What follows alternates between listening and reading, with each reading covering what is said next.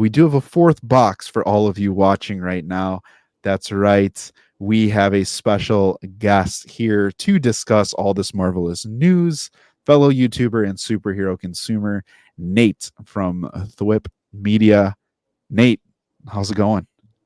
It's going really well. Thank you for having me on the channel. Absolutely, man.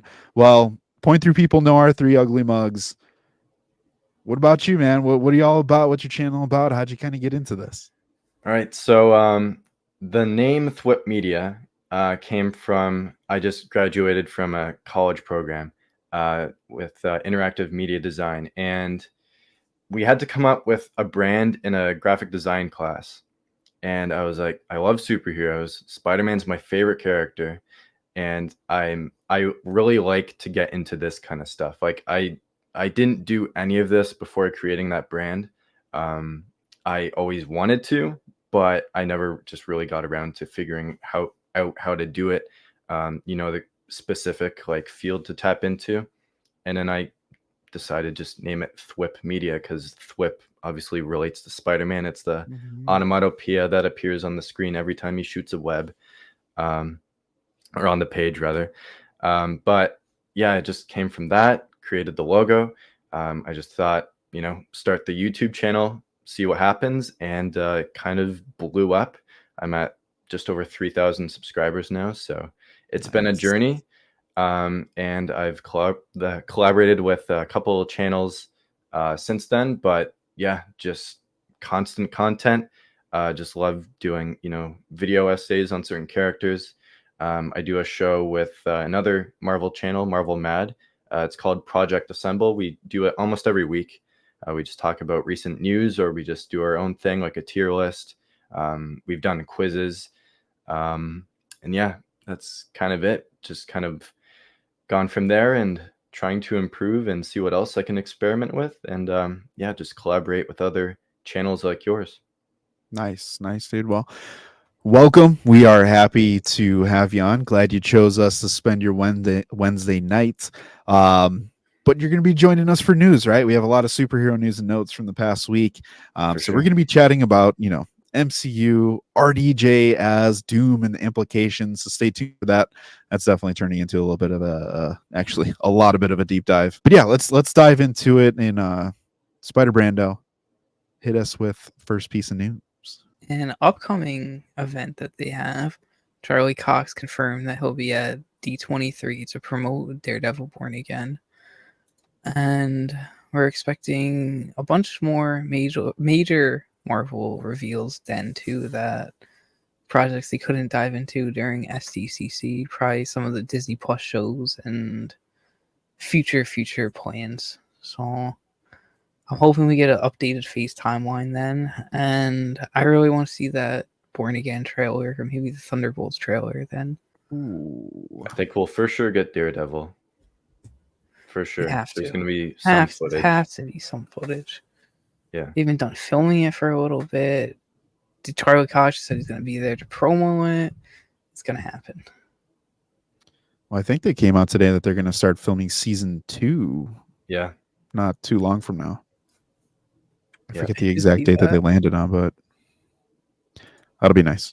Yeah. I think they're definitely going to focus more on the Disney Plus side, because we didn't get anything out of Hall H from Disney Plus on it. Yeah. D23 does seem like that's what they're going to focus on, and the unfortunate thing is I don't think we're going to get an updated phase timeline. Yeah, I don't really think so either. Yeah, I think if they were going to do it, it was going to be that now. Just like done with calling things phases or whatnot. No, I think they still calling them phases. I just don't think they want to put themselves to another timeline.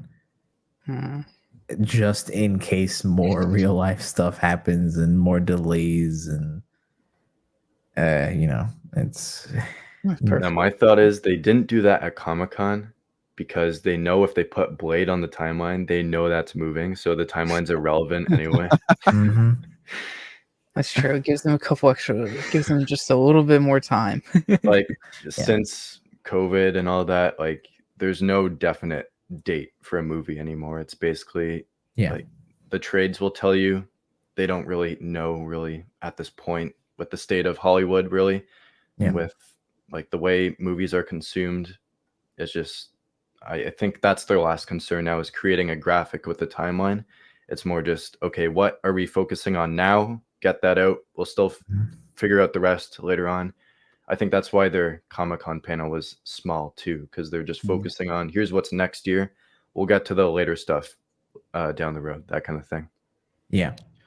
There, and I was gonna say the cool thing, maybe not for some people, is especially looking at how, for example, Deadpool and Wolverine was made, and how Superman right now, not trying to jump ahead, but how Deadpool was kind of made in a couple months. Like, I remember this time last year we were talking about how is this movie gonna come out in the time frame that it is, when I think around this time they just started filming. Yeah. They were filming, like all the set leaks were happening and all that. And then it finished, I forget when, but like November-ish, kind of, I think it was, or a couple months after. And it just seemed like such a quick turnaround time. And then the movies come out and we see the quality that it is. So I just also think maybe filmmaking is different now for these movies. Yeah, for sure. So Yes, there's a lot of things that could be streamlined now. Like, I also don't want to jump ahead to something, but there's that footage of freaking Fantastic Four footage, sample like test footage that was shown, and that was pretty damn good from this little screen cam that I saw it on. I can imagine how much better it looked like in person on that big screen. And that was just from costume tests. Like, Yeah, all of that's that was just crazy. them in costume tests. Like, they only just started shooting yesterday. Like, Yep. it's insane how they had a Mhm. full teaser just from them coming in the try-on suits. Technology's freaking crazy, man. Real quick question, kind of with this whole, like, we don't know how long things are going to take, the budgets, Deadpool and Wolverine, $200 million budget, and then obviously marketing stacked on top of that.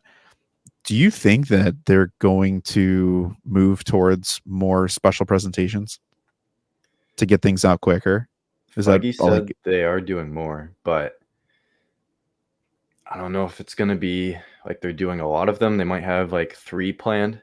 I don't see them making that like a mainstay in, the phase that we're in now. I think they're going to focus on the TV movie primarily, but it's like, I like the special presentation format. Like, I thought Werewolf by Night, that was the perfect way to do it for that character.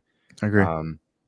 Like, if they did like a Silver Surfer special presentation, if they did a Ghost Rider special presentation, that's like the perfect length for that character to introduce them. So they should definitely keep doing them, but I don't know if they need to lean in as hard to that as they do with, nailing like the consistency in the movies. Because obviously it's been a few misses before Deadpool and Wolverine, and you never know when the next miss is going to come.